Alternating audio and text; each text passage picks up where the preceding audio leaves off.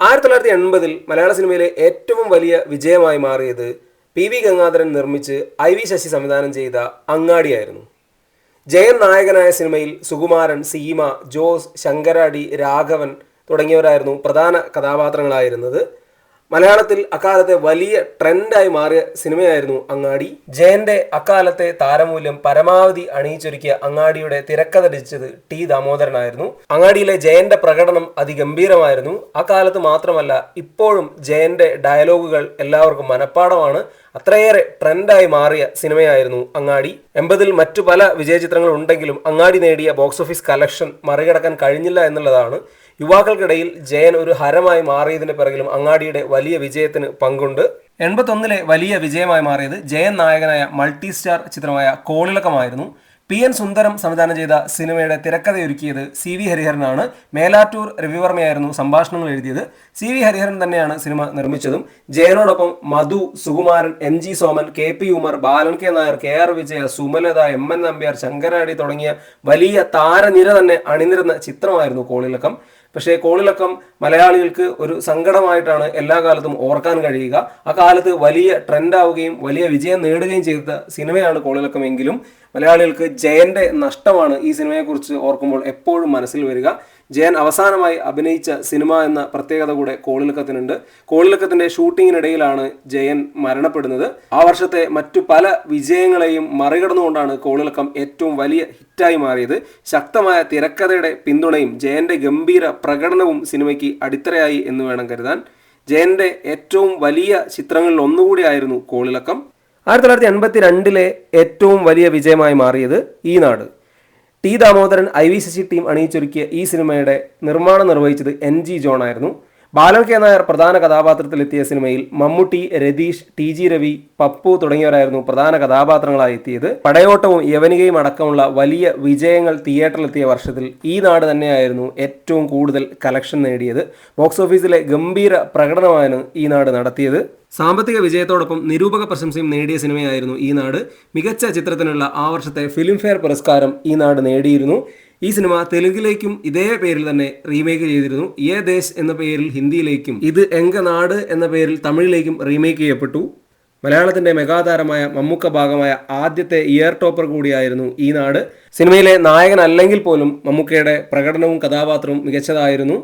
1983-ൽ ഏറ്റവും വലിയ വിജയം നേടിയ സിനിമ എൻ്റെ മാമാട്ടിക്കുട്ടി അമ്മയ്ക്ക്. ഫാസിൽ തിരക്കഥ എഴുതി സംവിധാനം ചെയ്ത സിനിമ നിർമ്മിച്ചത് നവോദയ അപ്പച്ചനായിരുന്നു. ഭരത് ഗോപി, മോഹൻലാൽ, ശാലിനി, സംഗീത നായിക്, പൂർണിമ ജയറാം തുടങ്ങിയവരായിരുന്നു പ്രധാന കഥാപാത്രങ്ങളായെത്തിയത്. വലിയ ട്രെൻഡായി മാറിയ സിനിമയായിരുന്നു എൻ്റെ മാമാട്ടിക്കുട്ടി അമ്മയ്ക്ക്. ബേബി ശാലിനി മലയാള സിനിമയിലെ ഒരു ട്രെൻഡായി മാറുന്നത് ഈ ഒരു സിനിമയോടുകൂടെയാണ്. മാമാട്ടിക്കുട്ടി അമ്മയായി ബേബി ശാലിനിയുടെ പ്രകടനം ഗംഭീരമായിരുന്നു. ഈ സിനിമയ്ക്ക് പിന്നാലെയാണ് 1980-കളിൽ ബേബി ശാലിനിയെ പ്രധാന കഥാപാത്രമാക്കി ഒരുപാട് സിനിമകൾ വന്നിട്ടുള്ളത്. ആ വർഷത്തെ ഏറ്റവും വലിയ വിജയങ്ങളായി ഒരുപാട് സിനിമകളുണ്ടെങ്കിലും ബോക്സ് ഓഫീസിൽ ഏറ്റവും കൂടുതൽ കളക്ട് ചെയ്ത സിനിമ മാമാട്ടിക്കുട്ടി അമ്മയായിരുന്നു. ബോക്സ് ഓഫീസ് വിജയത്തോടൊപ്പം തന്നെ ഒരുപാട് പുരസ്കാരങ്ങളും ഈ സിനിമ നേടിയിരുന്നു. മികച്ച സംവിധായകനും മികച്ച നടനും മികച്ച സിനിമയ്ക്കും മികച്ച ചൈൽഡ് ആർട്ടിസ്റ്റിനും ഒക്കെയുള്ള സംസ്ഥാന പുരസ്കാരം നേടിയ മാമാട്ടിക്കുട്ടി അമ്മയ്ക്കായിരുന്നു മോഹൻലാൽ ഭാഗമായ ആദ്യത്തെ ഇയർ ടോപ്പർ. 1984-ൽ മലയാള സിനിമയിലെ ഏറ്റവും വലിയ വിജയം ഏതെന്നുള്ളതിൽ സംശയമില്ല.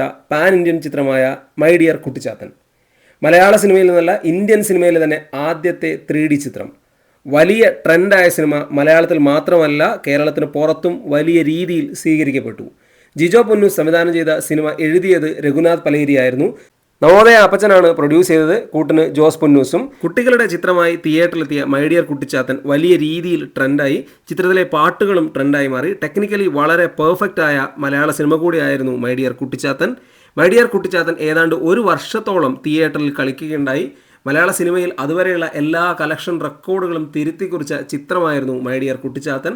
ചിത്രത്തിന് സംഗീതം നൽകിയത് ഇളയരാജയായിരുന്നു. Editing T R. ശേഖറും സിനിമാറ്റോഗ്രാഫി അശോക് കുമാറുമായിരുന്നു.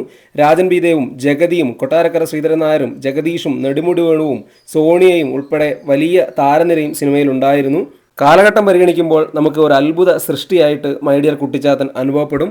കാരണം 1984 കാലഘട്ടങ്ങളിൽ കിട്ടാവുന്ന ഏറ്റവും മികച്ച സാങ്കേതിക വിദ്യ ഉപയോഗിച്ച് തന്നെയാണ് മൈ ഡിയർ കുട്ടിച്ചാത്തൻ സ്ക്രീനിലെത്തിയത്. 1985-ലെ മലയാള സിനിമയിലെ ഏറ്റവും വലിയ വിജയം നോക്കത്താ ദൂരത്ത് കണ്ണും നട്ട്. ഫാസിൽ തിരക്കഥ എഴുതി ഫാസിൽ തന്നെ സംവിധാനം ചെയ്ത സിനിമ. ഔസേപ്പ് ബച്ചൻ വാളക്കുഴിയിലായിരുന്നു പ്രൊഡ്യൂസ് ചെയ്തത്. പത്മിനി, മോഹൻലാൽ, നദിയ മൊയ്തു തുടങ്ങിയവരായിരുന്നു പ്രധാന കഥാപാത്രങ്ങളായിരുന്നത്. ജെറി അമൽദേവ് ആയിരുന്നു മ്യൂസിക് ഒരുക്കിയത്. ജെറി അമൽദേവിൻ്റെ ഏറ്റവും മികച്ച ഗാനങ്ങളായിരുന്നു സിനിമയിൽ ഉണ്ടായിരുന്നത്. ജോൺസൺ ആയിരുന്നു പശ്ചാത്തല സംഗീതം. ആ വർഷം നിരവധി വിജയചിത്രങ്ങൾ ഉണ്ടെങ്കിലും ഏറ്റവും കൂടുതൽ കളക്ഷൻ നേടിയത് നോക്കത്താ ദൂരത്ത് കണ്ണും നട്ടുമാണ്. 1986 ഏറ്റവും വലിയ വിജയമായി മാറിയത് പ്രിയദർശൻ തിരക്കഥയൊരുക്കി പ്രിയദർശൻ സംവിധാനം ചെയ്ത മോഹൻലാൽ നായകനായ താളവട്ടമായിരുന്നു. One flew over the cuckoo's നെസ്റ്റിനെ ബേസ് ചെയ്ത് ഒരുക്കിയ സിനിമ തിയേറ്ററിൽ വമ്പൻ വിജയമായി.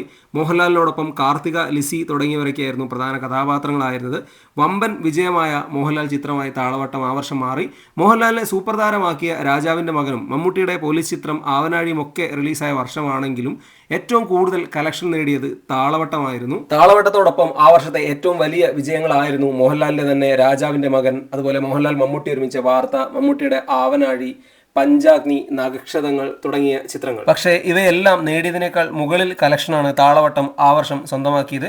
മോഹൻലാലിന്റെ ഗംഭീര പ്രകടനം തന്നെയായിരുന്നു സിനിമയുടെ നട്ടെല്ല്. 87 മലയാള സിനിമയുടെ ഏറ്റവും വലിയ വിജയമായി മാറിയത് മോഹൻലാലിന്റെ തന്നെ ചിത്രമായിരുന്നു 20-ാം നൂറ്റാണ്ട്. SN സ്വാമി, K മധു ടീം ഒരുമിച്ച ഗംഭീര ആക്ഷൻ ത്രില്ലർ ചിത്രമായിരുന്നു 20-ാം നൂറ്റാണ്ട്. മോഹൻലാലിന്റെ സ്റ്റൈലിഷ് ഹീറോ കഥാപാത്രമായ സാഗർ എലിയാസ് ജാഗിക്ക് ഇന്നും ആരാധകർ ഏറെയാണ്. മോഹൻലാലിനോടൊപ്പം സുരേഷ് ഗോപിയും പ്രധാന കഥാപാത്രമായി എത്തിയിരുന്നു. സംഭാഷണങ്ങളും അതുപോലെ രചനയും അതുപോലെ മോഹൻലാലിന്റെ ഗംഭീരം പ്രകടനവും ഒക്കെ ഇന്നും മലയാളികൾക്ക് പ്രിയപ്പെട്ടതാണ്. നാടോടിക്കാറ്റ്, ന്യൂഡൽഹി തുടങ്ങിയവയായിരുന്നു 20-ാം നൂറ്റാണ്ടിന് പിറകിൽ ഏറ്റവും വലിയ വിജയങ്ങളായത്. മോഹൻലാലിന് നല്ല സിനിമകൾ നിരവധിയുള്ള വർഷം കൂടിയായിരുന്നു 87. ജനുവരി ഒരു ഓർമ്മ, സർവകലാശാല, ഭൂമിയിലെ രാജാക്കന്മാർ തുടങ്ങി നിരവധി ഹിറ്റ് ചിത്രങ്ങളുടെ ഭാഗമായി മോഹൻലാൽ മാറി. മമ്മൂക്കയുടെ വലിയ പരാജയങ്ങളിൽ നിന്നുള്ള തിരിച്ചുവരവും സംഭവിച്ചത് 87-ലാണ് ന്യൂഡൽഹിയിലൂടെ. ന്യൂഡൽഹി ആ വർഷത്തെ ഏറ്റവും വലിയ 3ാമത്തെ വിജയമായി മാറി. നാടോടിക്കാറ്റായിരുന്നു ആ വർഷത്തെ ഏറ്റവും വലിയ 2ാമത്തെ വിജയം.